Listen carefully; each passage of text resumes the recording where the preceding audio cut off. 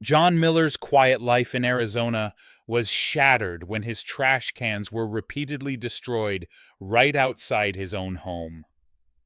At the center of it all stood Karen Thompson, the overbearing HOA president who ruled the neighborhood with petty cruelty. But John refused to stay silent and devised a plan so clever it turned Karen's arrogance against her. Just wait until you hear how this neighborhood feud reached its shocking climax and why, in the end, justice stood stronger than steel. My name is John Miller, and I live in what most people would call a picture-perfect neighborhood. It's one of those quiet suburbs in Arizona where every lawn looks neatly trimmed, every driveway is spotless, and people wave politely when they walk their dogs. On the surface, it feels peaceful, like the kind of place where nothing unusual ever happens. But as I found out, appearances can be very deceiving. I've always been the kind of neighbor who minds his own business. I don't throw parties, I don't blast loud music, and I take care of my home the way any responsible homeowner would. Every Saturday morning, you'll find me mowing the lawn. Every evening, I walk my Labrador buddy around the block. And every week, like clockwork, I roll my trash can out to the curb so the truck can pick it up. Nothing exciting about it, just regular, everyday life. But one Monday morning, something completely out of the ordinary stopped me in my tracks. I walked out of my front door, coffee mug in hand, ready to start my usual routine. The Arizona sun was just peeking over the rooftops, painting everything gold. Birds were chirping, sprinklers were hissing, and for a moment it was as calm as ever. Then I saw it. Right there at the edge of my driveway, where I had left my trash can the night before, was a scene that didn't make sense. The bin wasn't standing upright anymore. It wasn't even leaning to the side the way it sometimes did when the garbage collectors weren't gentle. My trash can was completely flattened, crushed in a way that looked almost impossible. The plastic lid was split down the middle like someone had taken a giant hammer to it. The wheels had been ripped clean off, lying a few feet away on the asphalt like broken toys. Deep, jagged dents ran across both sides, bending the once smooth surface inward. It didn't look like a trash can anymore. It looked like the aftermath of a car wreck. I just stood there, staring. My first thought was, maybe the garbage truck hit it. Maybe they pulled up too close and the arm slipped. That happens sometimes, right? Machines aren't perfect.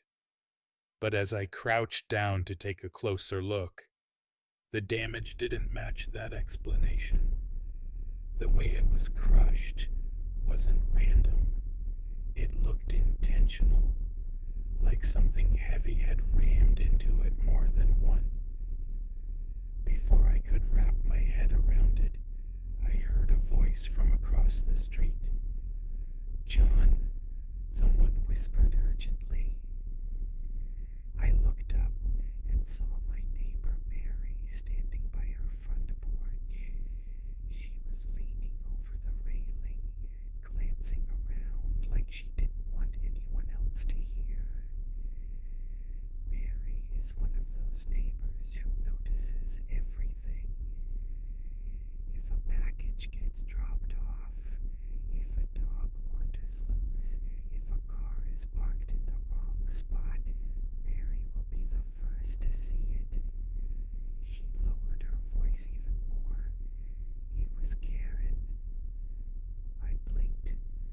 What do you mean it was Karen? Mary took a careful step closer, still speaking in that hushed, almost secretive tone. I saw her last night. She pulled up in her SUV, revved the engine, and rammed right into your trash can. Not once, not twice, several times. Then she backed up, straightened out, and drove away like nothing happened. For a moment, I didn't even know how to respond. Karen, our HOA president, the same woman who constantly lectured people about rules and order, the same woman who wrote warning letters if your lawn was half an inch too tall. My mind couldn't connect the dots, but Mary's face told me she wasn't making it up. She looked genuinely concerned, almost guilty for being the one to break the news. John, she said softly, I didn't want to get involved, but you should know. She did it on purpose. I stood there on the curb, staring at the mangled remains of what used to be my trash can. The morning sun didn't feel warm anymore. The coffee in my mug suddenly tasted bitter. Everything around me, the quiet street, the neatly lined houses, the chirping birds, felt unreal, like I had stepped into some twisted version of my own neighborhood. And in that moment, shock settled in. Not just because my trash can had been destroyed, but because I realized something much bigger. This wasn't an accident. This was deliberate. Someone, specifically Karen, had chosen to do this. And if she could do something like that over a trash can, what else was she capable of? If what happened that first morning was shock, what came next was something deeper, something heavier. It was the kind of feeling that starts as a small ember and grows hotter each day until it consumes everything else. Hatred. And to understand why, you have to know who Karen Thompson really was. On paper, she was the head of our HOA. In reality, she was more like a self-appointed ruler of the street. She saw the neighborhood not as a community, but as her personal kingdom. Every lawn had to meet her exact standards. Every car had to be parked at the right angle. Every decoration had to fit her definition of tasteful. Most people just rolled their eyes and put up with it. After all, who wants to pick a fight with the person who has the power to fine you for the smallest thing? But for me, Karen's rules were more than just background noise. They had already crept into my life, one complaint at a time. One Christmas, I strung up some lights along my porch. Nothing flashy, just a warm glow to brighten the season. A week later, I found a letter in my mailbox. Lighting too excessive. Please remove signed Karen Thompson. Another time, Buddy, my Labrador, the most gentle dog you could imagine, was happily wagging his tail as we walked past her house.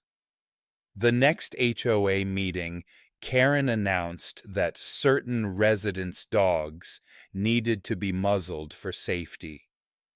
Everyone knew who she meant. For years, I tried to ignore it. I told myself, it's not worth the stress.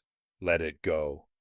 But the morning I saw my first trash can crushed, and Mary whispered the truth, something in me shifted, and just when I thought it couldn't get worse, it did. A week after that incident, I bought a brand new trash can. I remember standing in the hardware store, running my hand along the smooth plastic, convincing myself this was the end of it. Surely, I thought, it wouldn't happen again. Maybe Karen had just had a bad day. Maybe she wouldn't repeat something so outrageous.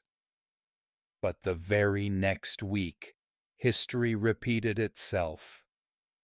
I stepped outside, already nervous, and there it was. My brand new trash can lying on its side, cracked and broken, with plastic shards scattered across the asphalt like confetti from some cruel celebration. The wheels were gone, the handle bent beyond repair. It hadn't even lasted 7 days.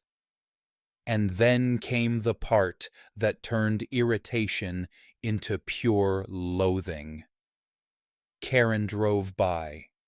Not quickly, not discreetly. She slowed down, rolled past in her SUV, and looked right at me. And there it was. The faintest smirk tugging at her lips. Not a friendly smile, not even a neutral glance. It was smug, deliberate, the kind of expression that says, "Yes, I did it.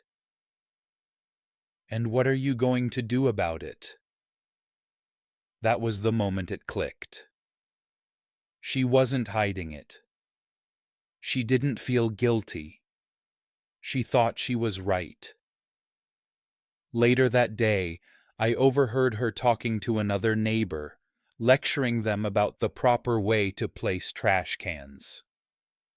She spoke with that same superior tone she always used, like she was reciting laws that only she understood. According to her, bins shouldn't be too close to the road. Never mind that I had placed mine exactly where the HOA guidelines required. Never mind that everyone else left theirs in the same spot without issue. No. In Karen's mind, my trash cans were an offense, and in her world, offenses had to be punished. That twisted logic was what fueled her. She didn't see it as petty vandalism.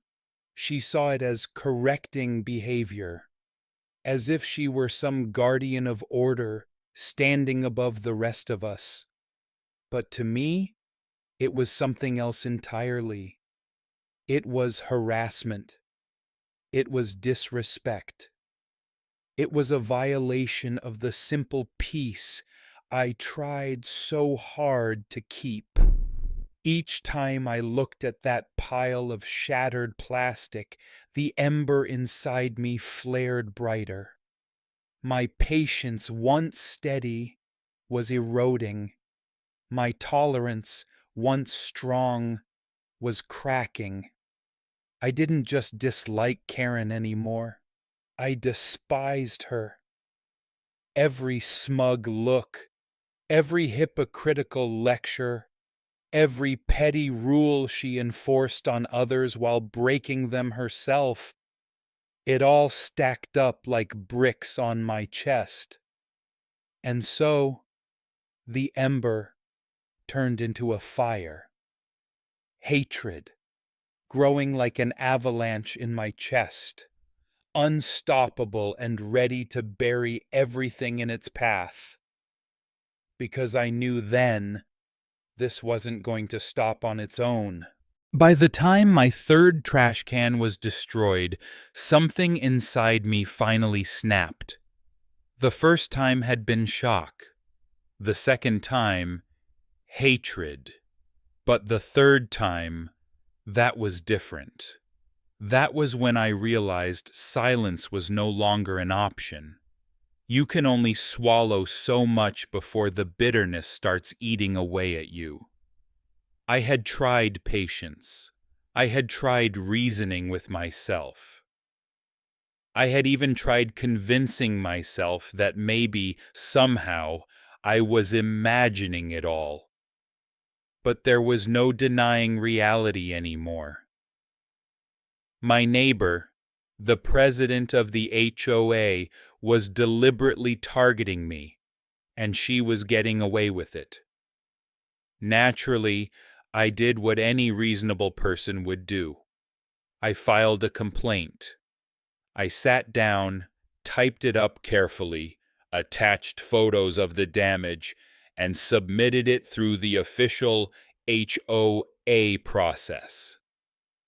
I even copied the exact rule book that showed my trash cans were perfectly within the guidelines. I thought, surely they'll have to address this.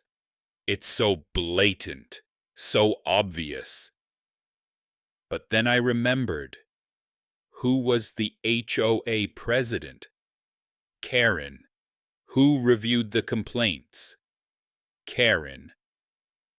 And where did my carefully written report end up? In the trash, faster than the trash that was supposed to be inside my can. That's when it hit me. She wasn't just breaking rules. She was untouchable. She had built a shield around herself, made up of bylaws, fake authority, and fear. Everyone else on the street avoided crossing her because they didn't want to deal with the consequences. And that shield made her bold. She thought she could do anything without being challenged. The more I thought about it, the angrier I became. It wasn't just about a trash can anymore. It was about dignity. It was about the principle of living in peace, without someone trampling over you for their own twisted satisfaction. One evening, as I stood by the curb staring at the wreckage of what used to be my third trash bin, an idea began to take shape. It started small, just a spark, the kind of thought you almost laugh off because it sounds ridiculous. But the longer I stood there, the stronger it grew. What if I didn't replace the trash can with another ordinary one? That thought kept circling in my mind. If she wanted to crush my cans so badly, why not let her? But this time, let her meet something that wouldn't give in so easily. Something that would fight back in silence without me saying a single word. The more I pictured it, the calmer I felt. My anger, once wild and chaotic, began to sharpen into focus. It wasn't about yelling at her or confronting her directly. That would never work. She thrived on conflict. No, this had to be something different, something clever, something final. That night, I called up an old friend of mine who worked in construction. He was the kind of guy who had access to materials most people never thought about. I explained the situation, careful to keep my tone light, almost joking, but he could hear the edge in my voice. And when I told him what I had in mind, there was a pause on the line. Then he chuckled.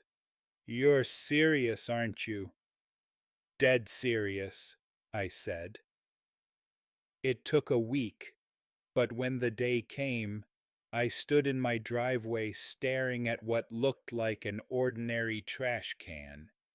Green plastic sides, a hinged lid, even wheels at the base. To anyone walking by, it was nothing out of the ordinary. But I knew the truth. Inside that shell was a reinforced core, solid concrete wrapped around a steel frame. It weighed close to half a ton.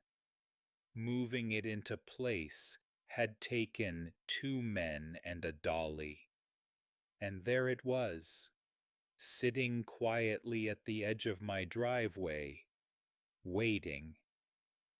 For the first time in months, I felt a sense of control returning. This wasn't just a trash can. This was my answer. I didn't need to raise my voice. I didn't need to break the rules. All I had to do was let Karen be Karen. Let her drive by with that same smug smile. Let her line up her SUV the way she always did. Let her hit the gas with the confidence that nothing could stop her. Because this time, when she struck, she wouldn't be hitting plastic. She would be hitting something far less forgiving. And I'll be honest, just imagining that moment was enough to turn my anger into anticipation. Monday morning arrived like any other, but for me it carried a weight of anticipation. I woke earlier than usual, brewed my coffee, and settled by the front window where I had the perfect view of the street. To anyone else, I probably looked like a man simply enjoying his morning routine. But inside, my pulse carried a steady rhythm of expectation. The concrete trash can stood at the curb, calm and unassuming. To the neighbors walking their dogs or jogging past, it was just another bin waiting for collection. Only I knew the truth. It wasn't just a container for garbage anymore. It was the quiet sentinel of my driveway, the culmination of weeks of frustration poured into steel and stone. Then I saw her. Karen's SUV rounded the corner, sunlight glinting off the hood. Even from a distance I could see her expression. That grin, wide, almost gleeful, the kind of grin a child might wear right before toppling a sandcastle. She slowed slightly, lining up her approach just as she had done countless times before. She thought this was routine. She thought it was her ritual.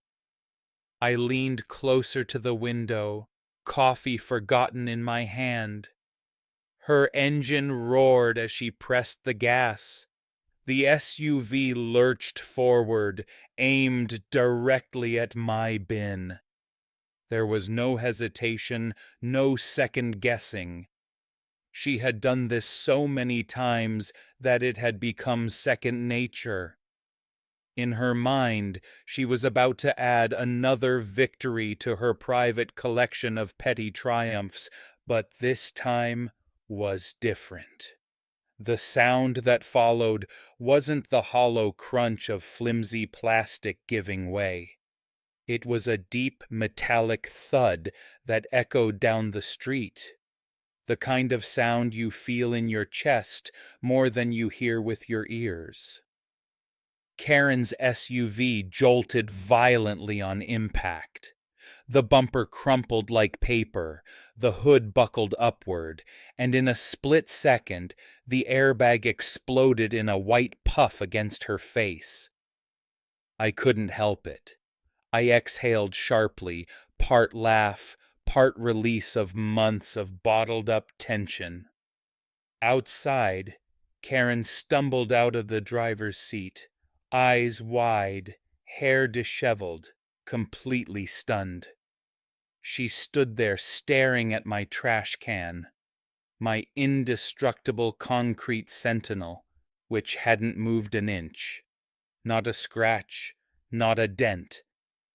It remained perfectly upright, the picture of calm in the middle of her chaos. Within minutes, doors opened all along the street. Neighbors stepped outside, drawn by the noise. Some gasped, some whispered, and then a few laughed outright when they realized what had happened. Phones came out, cameras clicked on. This wasn't just an incident anymore. It was a spectacle. Mary appeared at my side, having crossed the street. She leaned closer and whispered, her voice trembling with delight. "John, that was glorious." I couldn't take my eyes off the scene. Glorious was the perfect word. Karen, still shaken, tried to turn the situation around. She pointed at me, at my bin, raising her voice, trying to paint herself as the victim.